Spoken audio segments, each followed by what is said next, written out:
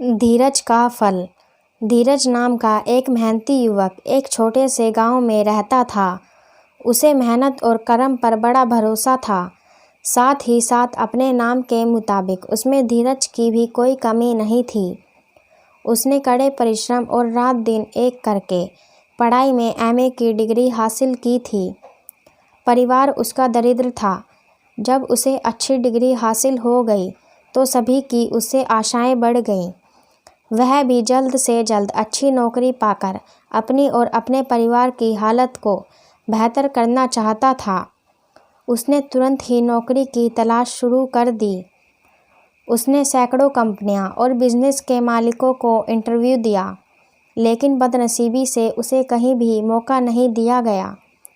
धीरज की जगह कोई और होता तो कब का टूट जाता, लेकिन जैसे कि मैंने आपको पहले ही बताया था, वो अपने नाम की तरह ही धीरज से भरपूर था। वह हर नाकामयाबी के बाद और ज़्यादा जोर लगाकर प्रयास करता। एक दिन नौकरी की तलाश में धीरज एक शहर में किसी व्यापारी के घर तक जा पहुंचा। व्यापारी एक खेत में फार्म हाउस बना कर रहा करता था।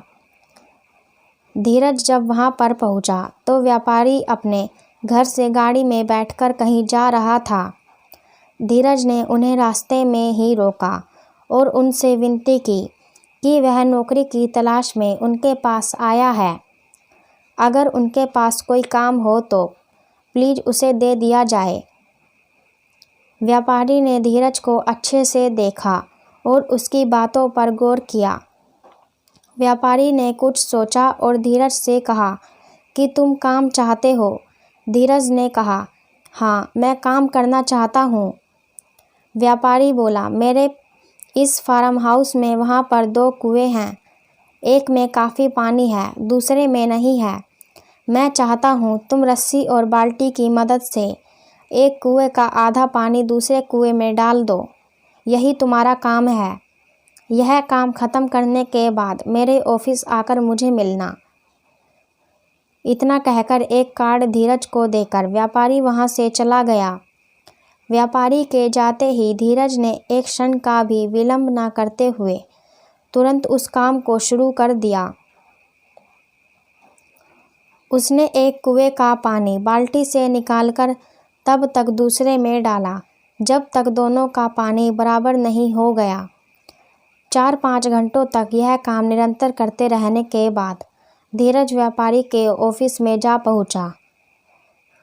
धीरज ने व्यापारी को जाकर बताया कि उसने व्यापारी का दिया हुआ काम पूरा कर दिया है। व्यापारी ने धीरज से पूछा कि क्या वह और काम करना चाहता है। धीरज ने शांति से जवाब दिया कि वह और काम करना चाहता है। व्यापारी ने उससे कहा कि जाओ दूसरे कुएं का पानी जो तुम अभी अभी उसमें भर कर आए हो, उसे वापस पहले वाले कुएं में डाल दो। धीरज ने बिना एक भी क्षण का इंतजार किए और न ही इस बात का कोई मतलब समझे कि व्यापारी आखिर ऐसा क्यों कर रहा है, जाकर अपना काम शुरू कर दिया।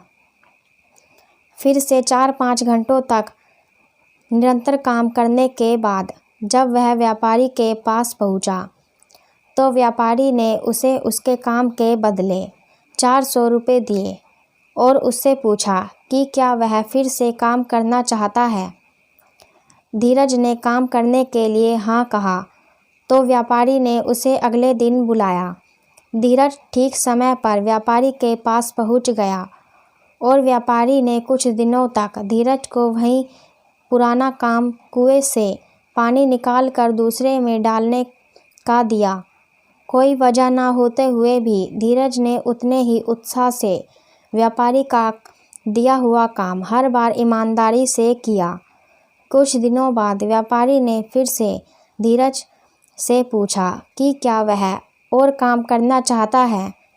धीरज ने व्यापारी से बड़े विनम्रता से कहा कि वह और काम करना चाहता है और निरंतर काम करते रहना चाहता है। मेहनत करना ही उसके जीवन का लक्ष्य है। व्यापारी ने आज उससे एक अन्य सवाल भी पूछा।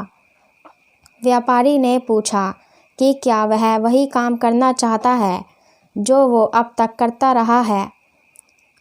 धीरज ने व्यापारी से कहा कि आप जो कहेंगे वह काम मैं करने के लिए तैयार हूँ। अगर आप मुझे वही पुराना काम करने के लिए कहेंगे तो मैं उतने ही ईमानदारी और उत्साह से वह काम करूँगा। व्यापारी इस बार धीरज के पास गया और उसकी पीठ थपथपा के बोला, शाबाश बेटा, मैं तुम्हारे धीरज की परीक्षा ले रहा था।